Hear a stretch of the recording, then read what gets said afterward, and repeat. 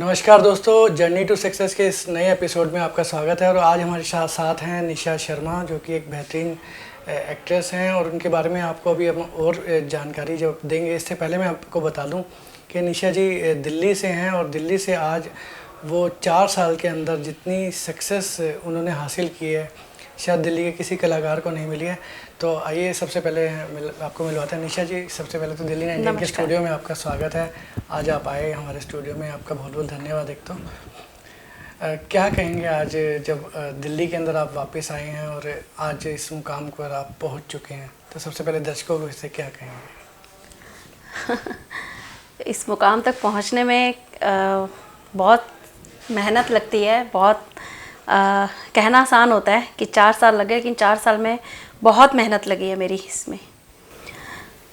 4 साल पहले मैं आपको बता दूं, निशा जी एक हाउसवाइफ थी और कहीं कोई बॉलीवुड से लेके कहीं कोई दिल्ली की टीवी एक्ट्रेस या टीवी स्टार के रूप में या कहीं किसी भी किसी रूप में कोई ना तो चाहत थी ना कोई उनका इंटरेस्ट था। तो एकाएक किस तरह से इंटरेस्ट हुआ, आप ही की ज़बानी हम सुनना चाहेंगे। किस तरह से ये जर्नी स्टार्ट हुई और आज आपको हर घर में देखा जाता है, हर पूरे देश के अंदर आपकी काफ़ी फ़ैन फॉलोइंग भी काफ़ी बढ़ चुकी है। तो उसके बारे में आप बताएं प्लीज़।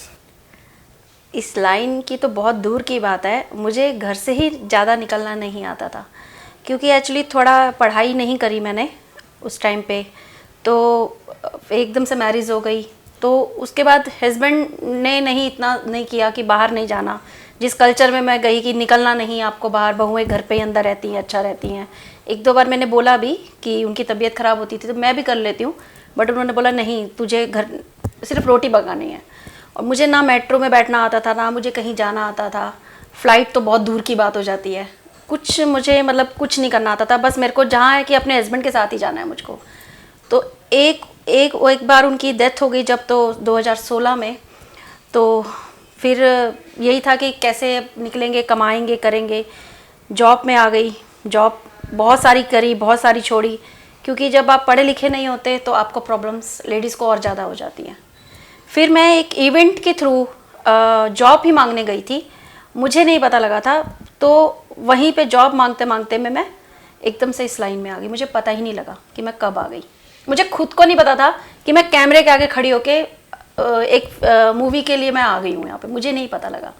बस उसके बाद फिर मैंने पीछे नहीं देखा। आपके क्राइम से रिलेटेड अभी एनटीवी पर कल ही हमने आपका एपिसोड देखा, तो क्राइम से रिलेटेड भी आप काफ़ी एपिसोड कर रहे हैं। तो ये क्राइम वाले में भी काफ़ी एक्चुअली क्राइम में तो ऐसा है कि मुझे खुद को नहीं पता था कि मेरा नेगेटिव में ज़्यादा फेस जाता है। जहाँ पे भी मैं जाती हूँ ऑडिशन देने के लिए, तो वो लोग बोलते हैं कि आपका नेगेटिव में है। एबीपी न्यूज़ में मैं सनसनी करती हूँ, और मौका वारदात अभी जैसे मैंने किया उसमें भी मेरा थोड़ा नेगेटिव में ही था। जितने भी मैंने किया अभी तक नेगेटिव ही की है।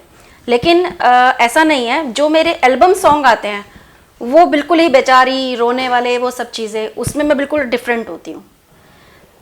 लेकिन क्राइम स्टोरीज में तो हमेशा मेरा नेगेटिव में, आज तक मुझे कोई अच्छा रोल मिला ही नहीं है कि मैं शरीफ भी बनी हूँ किसी में। कोई ट्रेनिंग आपने नहीं ली और कुछ भी आपने बॉलीवुड से रिलेटेड जितने कोर्सेज आजकल बच्चे दिल्ली से करके जाते हैं, और लेकिन ये वाकई काबिल तारीफ़ है कि आपने इस मुकाम पे पहुँचे और अब डेली आप टीवी के अंदर कहीं ना कहीं रेगुलर आप नज़र आते हैं। तो ये जो पूरा सफ़र था, कहीं आपको लगता है कि एकदम से हो गया है, कोई मैजिक हुआ, या आप कुछ अपने अंदर कॉन्फिडेंस लेवल आपने बढ़ाया, क्या चीज़ हुई है इसके अंदर? मैजिक तो यही होता है कि जब एक आपके पार्टनर चला जाता है, तो जब आप निकलते तो अपने आप में हिम्मत भी आती है, अपने आप कॉन्फिडेंस भी आता है। जब आप देखते हैं कि दुनिया कितनी मदद कर लेगी, ऐसा नहीं है कि मेरी फैमिली नहीं है, लेकिन कब तक कर लेती। एक मेरी मदर की डेथ हो गई है, फादर हैं अभी मेरे, कब तक वो मुझे सपोर्ट कर लेंगे? किया है उन्होंने, बहुत किया भी है, लेकिन मैं सारी ज़िंदगी तो नहीं रह सकती ना बहन भाइयों के आगे। उनके भी बच्चे हैं, बड़े हो रहे हैं, तो मुझे कभी ना कभी इस एक्शन को लेना था, इसलिए मैंने हिम्मत करी और आगे बढ़ी मैं। कहीं फैमिली में इसका विरोध भी आपको सहना पड़ा कि आप बॉलीवुड जा रहे हो, ये ऐसा होता है, बॉलीवुड ऐसा है वैसा है? कोई फैमिली में कुछ क्रिटिक्स भी रहे होंगे, कुछ सुनने को भी मिला होगा। वो तो होता है। फिर कॉन्फिडेंस टूटा नहीं उससे? नहीं टूटा, इसलिए नहीं क्योंकि मेरी बेटी है, 19 साल की हो चुकी है, उसने मुझे नहीं टूटने दिया। आप मानोगे नहीं, वो मेरे हस्बैंड की डेथ के हफ्ते बाद फादर डे आ गया था और वो मेरे लिए उसी टाइम एक अच्छी सी ड्रेस रेड कलर की लेके आ गई कि मम्मा आपने वाइट नहीं पहनना। उसके बाद वो शॉर्ट्स कपड़े लेके आने लगी कि आप पहनो, आप अपनी सारी ज़िंदगी तो पापा के लिए जिए हम, वो बीमार रहते थे, मैं हॉस्पिटल में रहती थी, तो अब आपको ये ज़िंदगी नहीं जीनी है। तो मैं ये सोचती हूँ कि जो हमारे साथ में रह रहा है, जो 24 घंटे मेरे साथ में रह रहा है, तो मैं उसकी मानूँ ना, मैं दुनिया की क्यों मानूंगी मैं ये बात। काफ़ी वैसे इंस्पिरेशन भी आपसे मिलती है, काफ़ी जो महिलाएं इस वीडियो को देख रही होंगी इस हमारे माध्यम से, तो मेरे ख्याल से काफ़ी इंस्पिरेशन भी आपको, अगर समझें आपकी लाइफ को किस तरह से इस मुकाम पर भी पहुंचा जा सकता है। कोई जब आप बॉलीवुड में आप पहुंच गए हैं और सारा कुछ रेगुलर डेली टीवी और बॉलीवुड आप कर ही रहे हैं, तो अब क्या लगता है कि इसको अपना पूरा कैरियर आपने इसको आगे बनाना है, और कुछ इसके बारे में कुछ और नए सपने हैं कि कुछ अब इस मुकाम पे भी मुझे आगे जाना है? नहीं, मुझे इतना ही नहीं है, मुझे आगे भी जाना है और एक शुरुआत मैं कर चुकी हूँ। मैंने एक एल्बम सॉन्ग बनाया है अभी, मतलब प्रोडक्शन मैंने दी है पूरी, मैंने उसको बना के दे दिया गाना। मैं चाहती हूँ कि मैं बैक स्टेज भी काम करूँ, बैक ऑफलाइन भी काम करूँ, मैं करना चाहती हूँ, आगे बढ़ना चाहती हूँ, जहाँ पे भी आपका, मेरा इंटरेस्ट इसी में ही है। क्योंकि निशा जी, हमने देखा है इस मुकाम पर जब आप पहुँचे तो घर में कहीं ना कहीं तो ऐसा रहा होगा ना कि कुछ ऐसे चीज़ें दिखती होंगी कि कुछ आप जब खाली समय में आप कहीं एक्टिंग करती होगी, कभी टीवी देखकर उसको रिपीट करती होंगी, उस डायलॉग को रिपीट करती होंगी, या किसी मूवी की डायलॉग को बार बार आप सुनते होंगे, तो क्या इंटरेस्ट नज़र आता था अपने अंदर?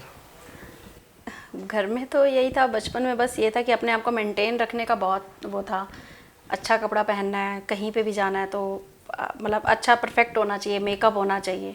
तो वो घर में सब बोलते थे ये हीरोइन आ गई, और कुछ भी मम्मा काम करने के लिए बोलती थी तो मैं कहती थी नहीं, मुझे तो हीरोइन बनना, मेरे हाथ ख़राब हो जाएंगे। तो हो सकता है कि वो चीज़ें अब काम में आ रही हैं, लेकिन इस चीज़ के लिए सबसे पहले आपको अपने ऊपर इंटरेस्ट दिखाना ज़रूरी है, क्योंकि मैं इसको जॉब की तरह नहीं कर रही, मुझे इसका शौक़ है और मुझे अच्छा लगता है तो मैं ये चीज़ कर रही हूँ। आपने कहा कि नेगेटिव रोल में आपको काफ़ी मतलब पसंद किया जाता है, तो नेगेटिव रोल भी उतने आसान नहीं होते निभाने, क्योंकि उसमें काफ़ी जब किरदारों को निभाना होता है तो पूरा उसमें भी पूरा उतना ही मतलब एनर्जी लेवल जो है वो उसमें उससे हाई चाहिए होता है। तो किस तरह से आपने इसको अपने अंदर ढाला है जब आप किरदार करते हैं? कोई कमेंट्स आपको उस समय जब शूट होता है तो उस तरह से मिलते हैं, तो वो आप हमसे कुछ? कमेंट तो बहुत मिलते हैं, मैं जो भी करेक्टर प्ले करके आती हूँ, जैसे अभी मैंने सनसनी में किया एपीबी न्यूज़ में, तो मेरा नाम जहरीली आंटी डाल दिया, वो नाम ही एपिसोड का ये था। उसके बाद मैं अभी खूबसूरत पड़ोसन डाल दिया, मतलब वो तो मेरे को एक नाम मिल जाता है जब भी मैं को नेगेटिव रोल करके आती हूँ, और मुझे भी अच्छा लगता है, रोने से ज़्यादा अच्छा नेगेटिव। और नेगेटिव किस तरह से होता था? खूबसूरत पड़ोसन भी मतलब कि मैं ही वारदात करती हूँ सारी चीज़ों की। सनसनी में भी मैंने ड्रग्स उसमें थी मैं, इसलिए मैं हनीमून की जहरीली आंटी। मतलब खूबसूरत होने का पूरा खूबसूरत पड़ोसन का ये है कि मैं खुद ही पड़ोसी को फंसाती हूँ, करती हूँ, बाद में कत्ल हो जाता है, ये सब चीज़ों के पीछे मैं ही उसकी जिम्मेदार होती हूँ। तो मुझे थोड़ा नेगेटिव में मुझे भी ज़्यादा ही अच्छा लगता है, क्योंकि रोने से अच्छा थोड़ा नेगेटिव में ज़्यादा अच्छा लगता है। तो रियल लाइफ में कुछ नेगेटिवपन होता था? बहुत रोती हूँ रियल लाइफ में, तो बहुत रोई हूँ। अच्छा, तो वो इसलिए आप नेगेटिव थोड़ा हो गए। लेकिन हाँ, निशा जी, कोई सीरियल करते करते कोई अच्छे आर्टिस्ट के अभी जो आपको कमेंट्स मिले हों वो आप हमारे दर्शकों के साथ शेयर करना चाहें? हाँ, नहीं, अच्छा तो मिला ही है। अभी मैंने एक सीरियल किया छोटी सरदारनी में, तो उसके बाद मेरे को क्या होता है, एक्चुअली हाउसवाइफ तो जो हमारे, क्योंकि मैंने वेब सीरीज़ बहुत सारी की हुई हैं, लेकिन वेब सीरीज़ थोड़े बड़े लोगों को समझ में नहीं आती, आजकल के बच्चों को समझ में आती है।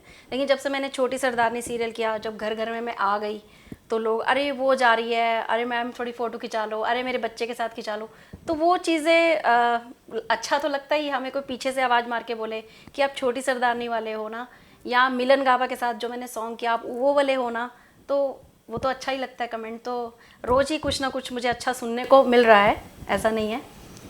निशा जी, कि जैसे अब आपने अपनी अपनी जर्नी यहाँ बॉलीवुड में अपनी तय की है जाने के लिए, तो जैसे फीमेल्स अगर बॉलीवुड सोचते हैं, कुछ घबराहट भी होती है बॉलीवुड को लेकर कि हम बॉलीवुड में जाए ना जाएं, कुछ कहा जाता है कि बॉम्बे पूरा इतना सिक्योर नहीं है फीमेल्स के लिए। तो आप इस तरफ गई तो आपने इस मुकाम को छुआ भी है, आज आज कुछ ऊंचाइयों को आप पे पहुंच भी गए हैं। तो आप क्या कहेंगे कि बॉलीवुड में जाने के बारे में सोचें कि ना सोचें? जैसे आप गए हैं तो जाना ठीक है बॉलीवुड में? नहीं, जाना तो अच्छा ही होता है, अपने हाथ पे होता है सब चीज़ें, वो तो कि आपको कैसे, वो तो जॉब में भी ये चीज़ों की ऑफ़र आती हैं।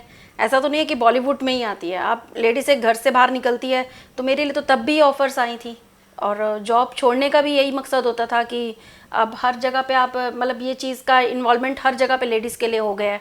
तो बॉलीवुड में तो मेरे को तो लगता है कि बहुत अच्छी चीज़ है, क्योंकि आपको कोई एक ऑफ़र गलत कर रहा है, आप दूसरी जगह चले जाएंगे, आप दूसरी जगह पकड़ लेंगे। दूसरी बात मेरी जो है बात, मुझे लीड में तो काम करना नहीं है, मुझे तो मदर मिलती है, भाभी का रोल मिलता है, कोई भी रोल मिलता है, मेरे लिए इतनी प्रॉब्लम नहीं आई है।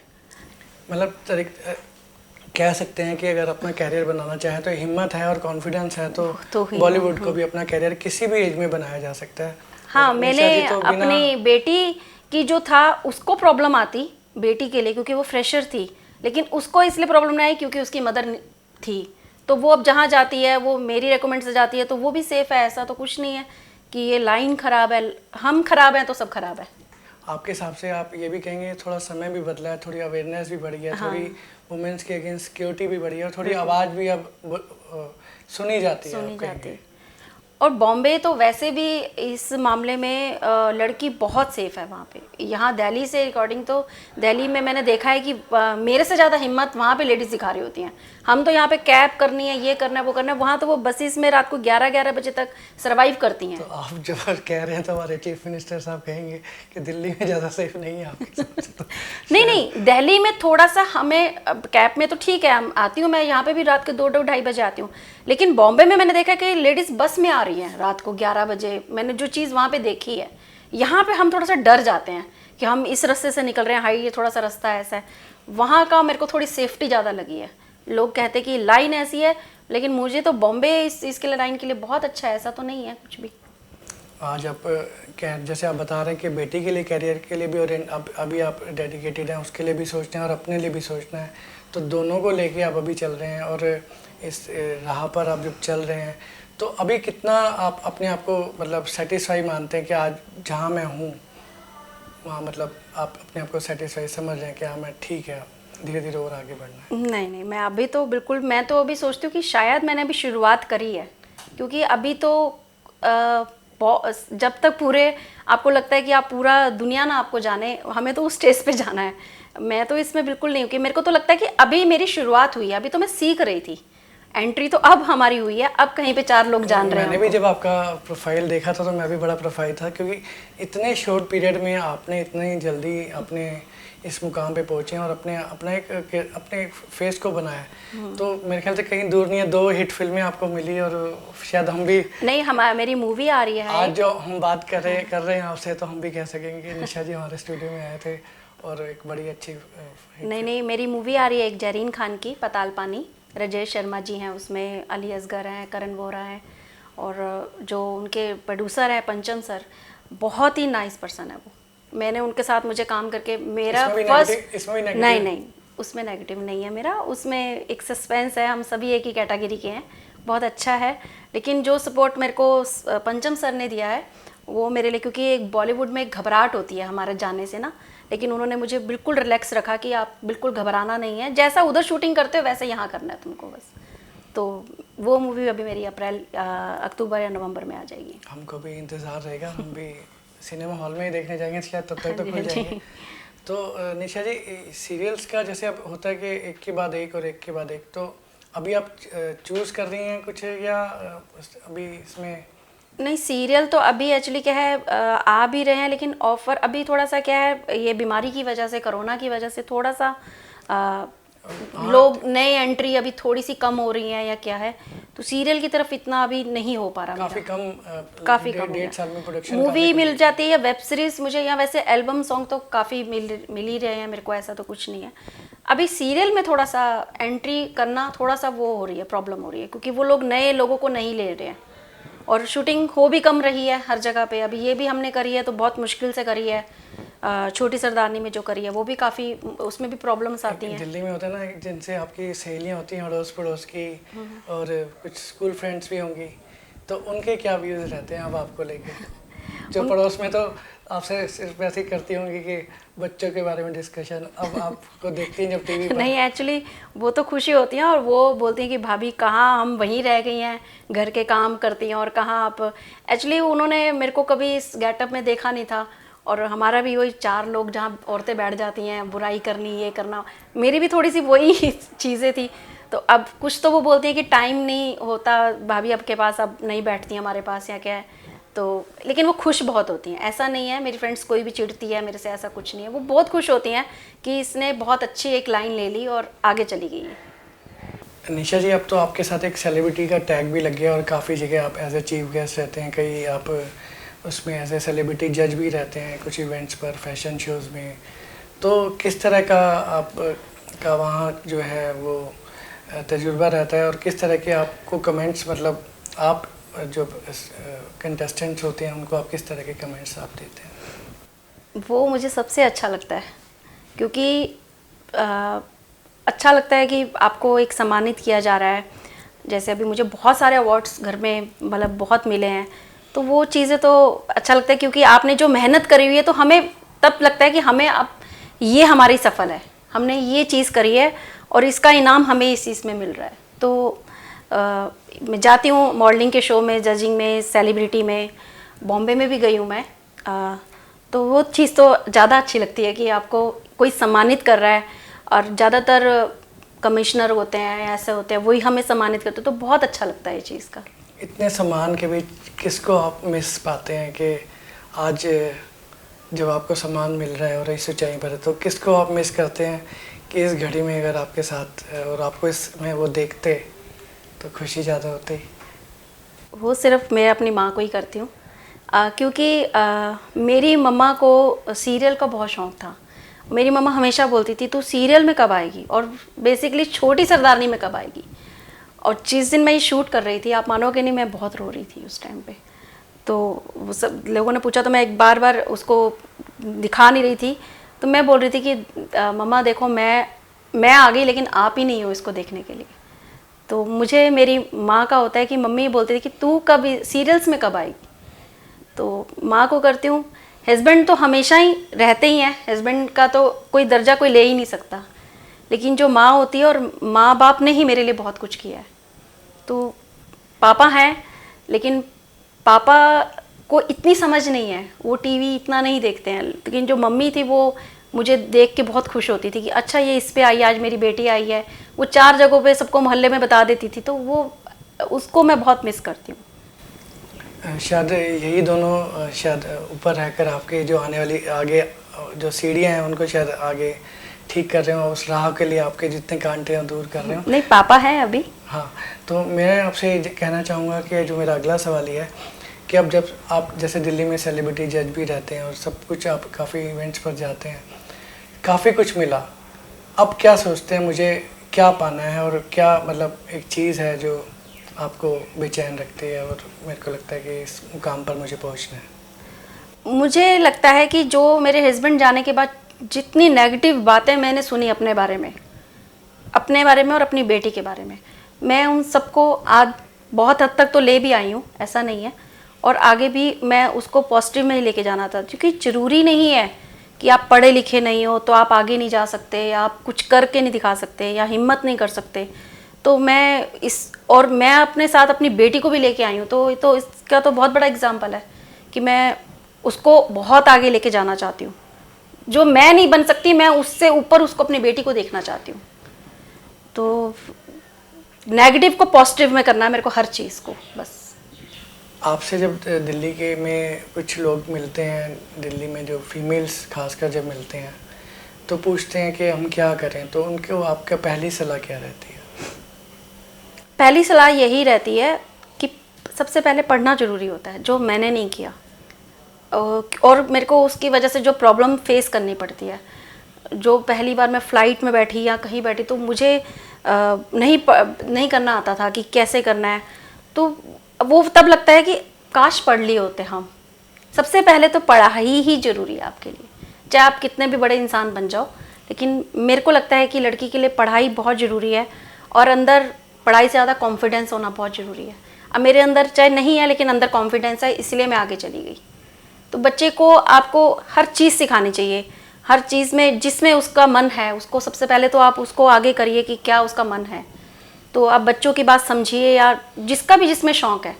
अब उसका शूटिंग में होगा, मैं उसको बोलूँगी नहीं आप तुम ऑफिस में जाके करो, तो वो बच्चा नहीं कर पा रहा ना। तो यही चीज़ है बस।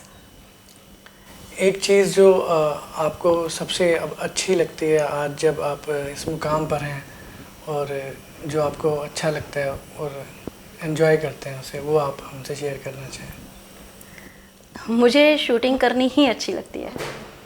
मुझे मेरी चाहे कितना भी मेरा मूड ऑफ हो या कितनी भी मेरी तबीयत ख़राब हो, लेकिन मुझे कोई बोल देता है कि कल की शूट है, परसों की है, तो मैं एकदम से ठीक हो जाती हूँ।